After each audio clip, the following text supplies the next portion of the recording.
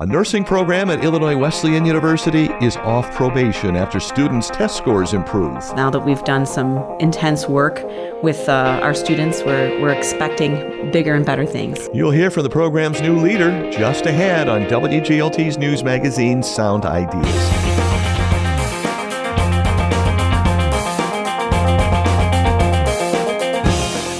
Good Friday evening, I'm John Norton. Also on today's show, we examine the right to die. Illinois looks to allow the terminally ill to end their own lives with medication. For so many people, having this option is so crucial and brings them comfort at the end of their lives, and I think it's really important. And Stefen Robinson, a.k.a. Yay Big, has an album release in Normal tonight after 2 new collaborations. Those stories follow a Bloomington Normal News update. This is Sound Ideas on 89.1 WGLT and WGLT.org, part of the NPR network. Support for WGLT comes from Bloomington Normal Audiology. Hear My Story continues with local patient Paul Brandt. I listen to radio a fair amount during the day. With the phone being paired with the hearing aids, the radio is right in my ear. That's real nice. Paul's full story can be found at bnaudiology.com.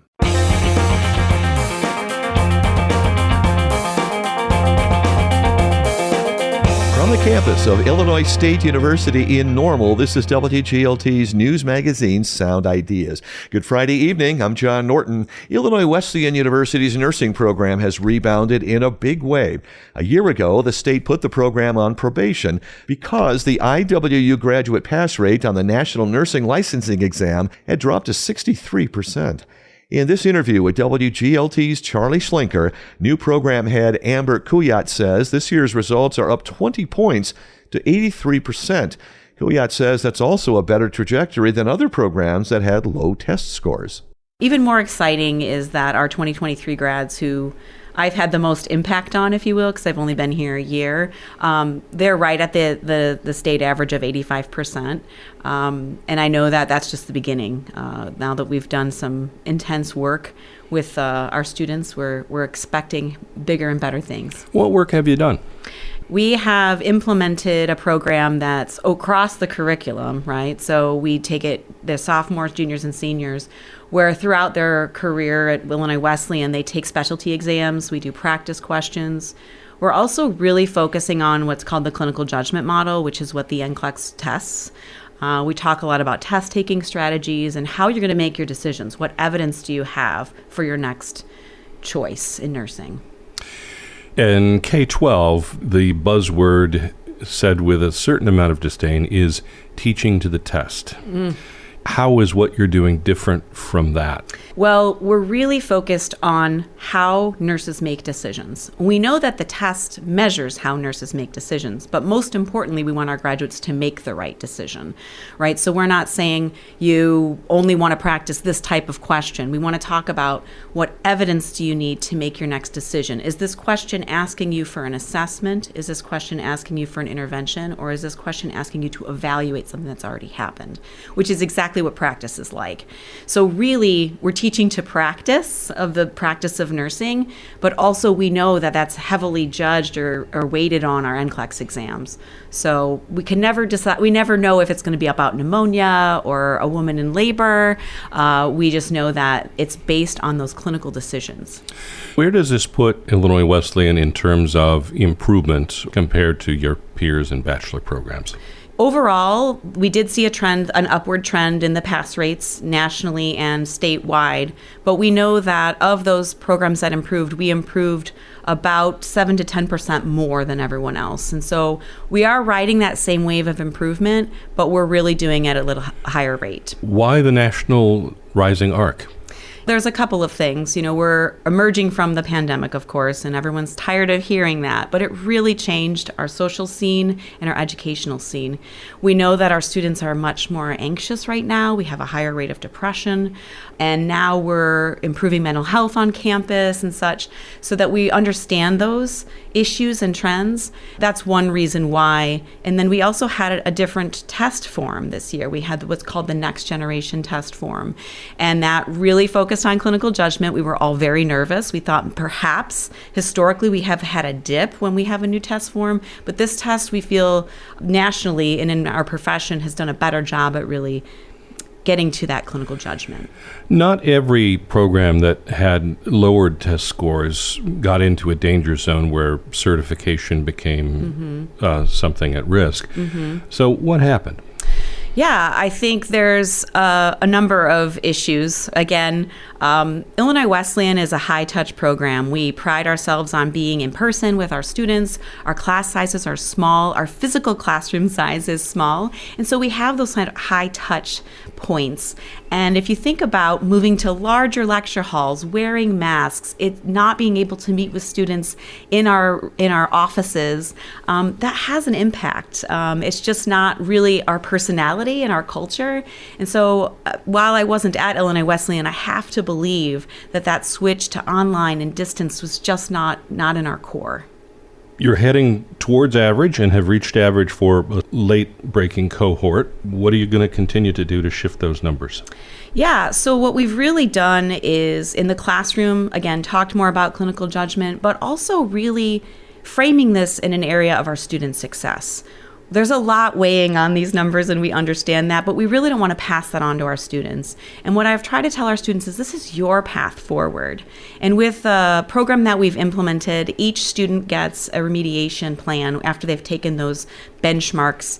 And so we have given them course credit to complete those. We've encouraged them to come and talk to us about those areas where they may be confused, but really have told them this is their path to success. And we all know when our students are successful, it reflects wonderfully on the community where they have come from. And so I've really made this about them because this is about their career, and I want them to be the absolute best nurses. I want them to start on their career as soon as possible.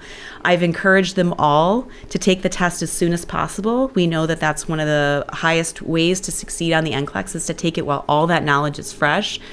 And so recently when I met with our graduating seniors, I said, if you all take it by July and everybody passes, we're going to have a huge celebration. We're just really invested in it for them and it's not about us. Amber Kuyat is head of Illinois Wesleyan University's nursing science program. She says her personal goal is to eventually have a 100% pass rate on the nursing license exam, something that is rare in any given year in Illinois. Kuyat spoke with WGLT's Charlie Schlenker. Next week on Sound Ideas, we'll continue our candidate profiles ahead of the Illinois primary races. We'll preview the 2 contested McLean County board races starting on Monday.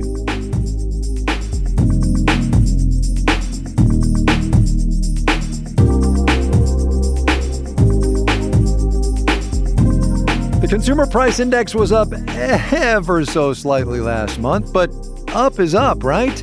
Inflation and its discontents. Next time on Marketplace. Listen to Marketplace beginning at 5:30 this afternoon on WGLT, sponsored by SEFCU.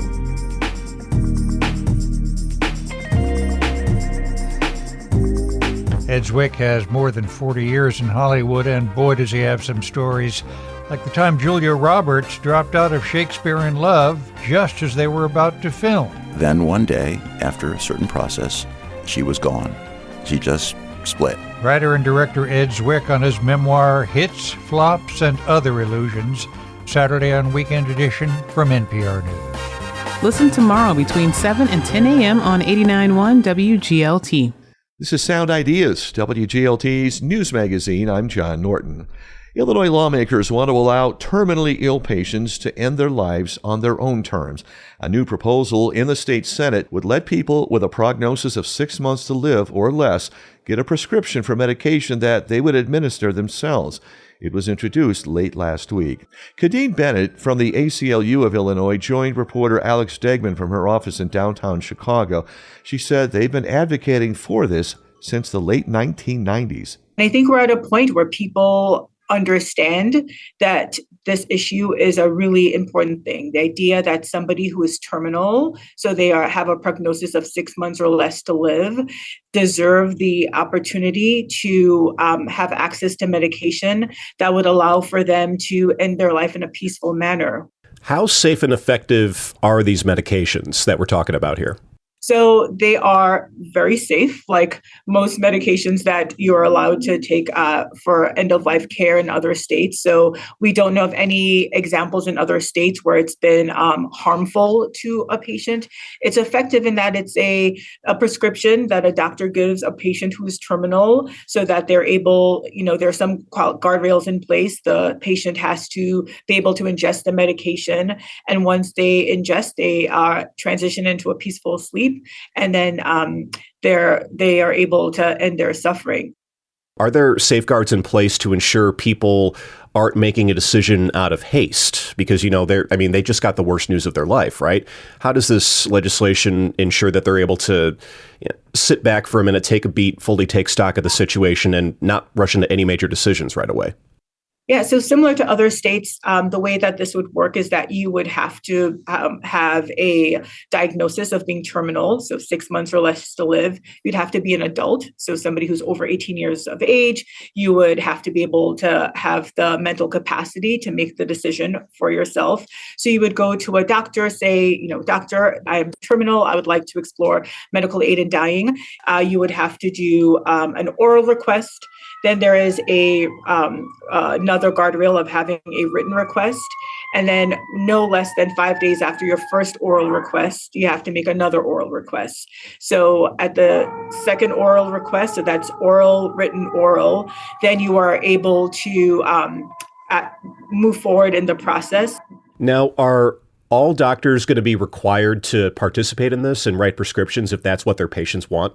Nope. We have the healthcare right of conscience law in Illinois. No doctor is required to provide this care. No medical health professional is required to participate in this care at all. It does say that if you're my doctor and I come to you asking for that care and you don't provide it, there is some built-in language that would require that the healthcare provider make sure you transfer that patient's records in a timely manner, which is important for somebody who's terminal, and make clear that you don't provide that care. And that kind of leads into my next question, which is that, some people are against this. They, among other things, are saying that conjures up visions of Dr. Jack Kevorkian and assisted suicide. But why is this different? Yeah, I think it's unfortunate to combine those two things. We're talking about an end-of-life option for somebody who's facing a terminal illness, so 6 months or less to live. Assisted suicide is something that's very different. It doesn't require any kind of terminal diagnosis. For so many people, having this option is so crucial and brings them comfort at the end of their lives. And I think it's really important.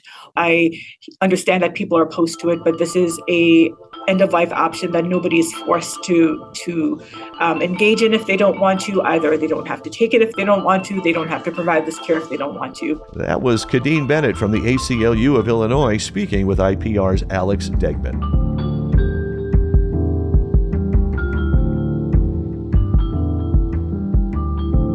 Stories and conversations around Bloomington Normal and McLean County. This is WGLT's news magazine Sound Ideas. Yay Big, the moniker Stefen Robinson uses for music making, is out with 2 new releases in the past month.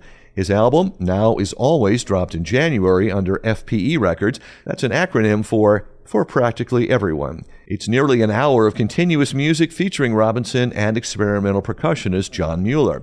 And Bloomington Normal label No Below Editions releases its second album since launching last summer. That one's a collaboration with guitarist Shane Parrish. It's called Rocks and Water Folded Up. Robinson stopped by to talk with WGLT's Lauren Warnicki about the albums and a No Below release party happening tonight at Illinois Art Station. Besides the close proximity of their release dates, does anything else connect the 2 projects? I think that there is something that connects all the Yay Big records, but I don't know if I can put it into words. Yeah. All through the sort of free improvisation, the electroacoustic processed music, all of the collaborations I've done over the past several years. I think that there is a through line through all of it, but I'm not sure if I'm the one who can identify it. Mm-hmm. The 2 recent albums, those are loosely connected in that I'm playing many improvised instruments on both of them, reeds, percussion, strings, and then the collaborators are bringing to it their personal expertise.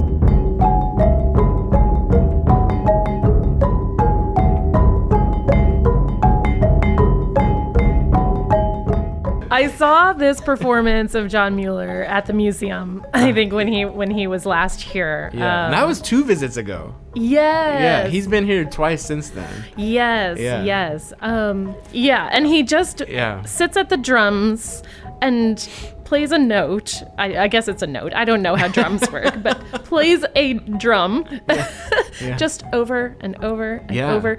And it can be infuriating. And I think artists who work in this space revel in that just a little bit.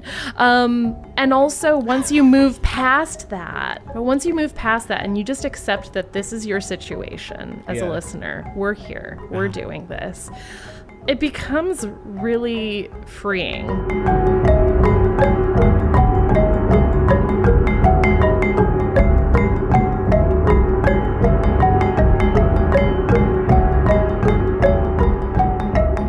I was enthralled when I saw that set at the McLean County Museum of History that Point Forward hosted. You know, Eddie booked that, Eddie Breitweiser. Also one of the co-founders of No Below Editions, which we should probably talk about. But I was enthralled by that, and I immediately thought, I want to make music with this person. And I didn't know him then. He was able to come through again. We met, we played together. And then I recorded the set and approached him with the idea, would you mind if I took this recording and made a new composition out of it? That was the original idea. We will talk about No Below Editions, I promise, but I wanna spend one more prompt on this collaboration with John Mueller. Oh, I'm happy to talk about this all day. We don't need to rush. Amidst this repetitive sonic landscape that is his percussion, you on a number of instruments, you also have just this kind of ethereal voice.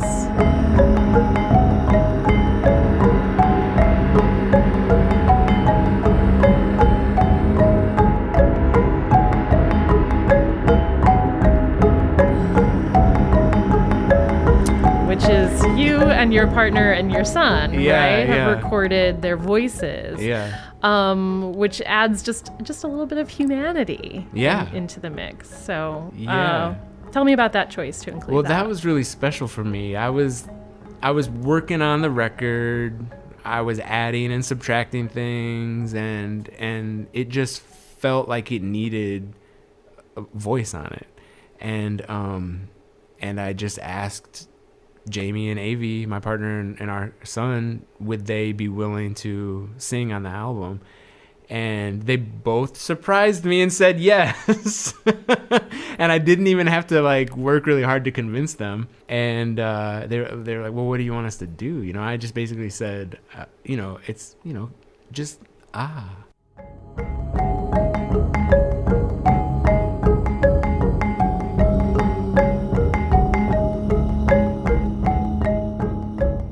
So the upcoming release you've got happening with Shane Parrish. Shane is another musician who's a little bit hard to pin down genre-wise, and clearly a classical guitarist, right? That has been, let's say, has been accused of being a jazz artist, has been accused of, like math rock. Yeah, math rock. Whatever that is. Americana, Appalachian music. And I suppose he could be all of those things. Absolutely. Here in this record with you, it feels like it is all of those.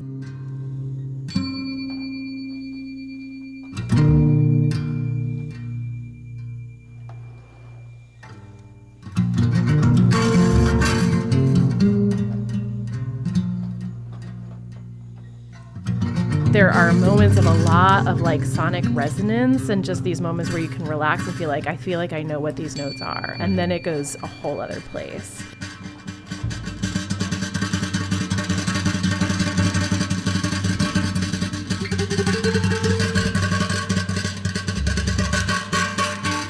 I bought a record he was on, a cassette that he's on with Jason Stein and one of the several phenomenal drummers that he plays with, whose name escapes me at the moment. But it blew me away, and I thought, I always just say to myself, well, what have I got to lose? I'm just gonna reach out to this person.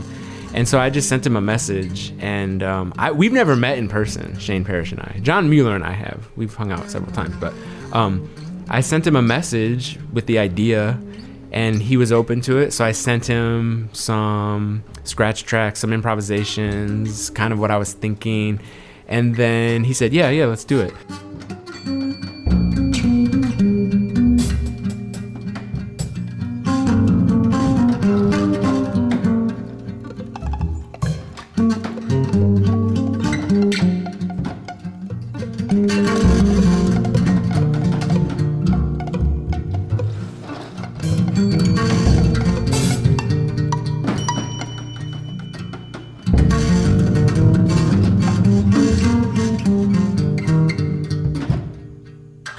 I would love to hear a little of the origin story of No Below Edition. So I did speak to Stefen Holliger a couple months ago, thus until now, the only artist that has released under this local label. From an outside perspective, it is very much harnessing local talent, both musical and artistic. And it also seems to deal very prominently with resurfacing physical media. Yeah. This came about over a conversation between myself, Michael Carlson, and Eddie Breitweiser. We were doing a show together as Big Bright Carl. Now we do sometimes Big Bright Carl Fire with Steven as Swim Ignorant Fire. And so we were doing a show together, and before the show we were just hanging out and talking. And I think it was probably Eddie, but I could be wrong. Sorry, Michael, if it was you. I think it was Eddie who said we should be documenting the scene here.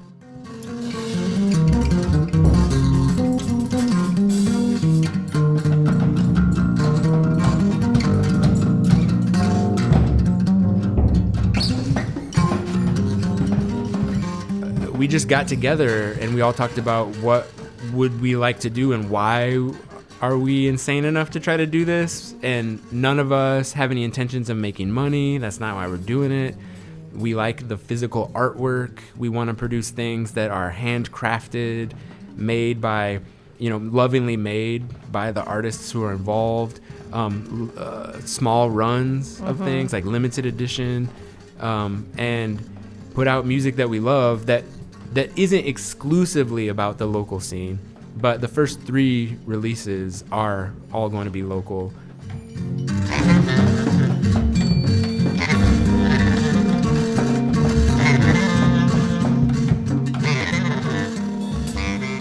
Now, as always, and Rocks and Water Folded Up are available on streaming platforms and Bandcamp. Custom printed CDs of Rocks and Water Folded Up are available at tonight's release party at Illinois Art Station. Lauren Warnicki spoke with Yay Big's Stefen Robinson. And that's Sound Ideas today, WGLT's news magazine made possible in part by Bloomington Normal Audiology. I'm John Norton with story help today from WGLT's Charlie Schlenker and Lauren Warnicki. Ryan Toohey edits Sound Ideas. This is 89.1 WGLT and WGLT.org, part of the NPR network.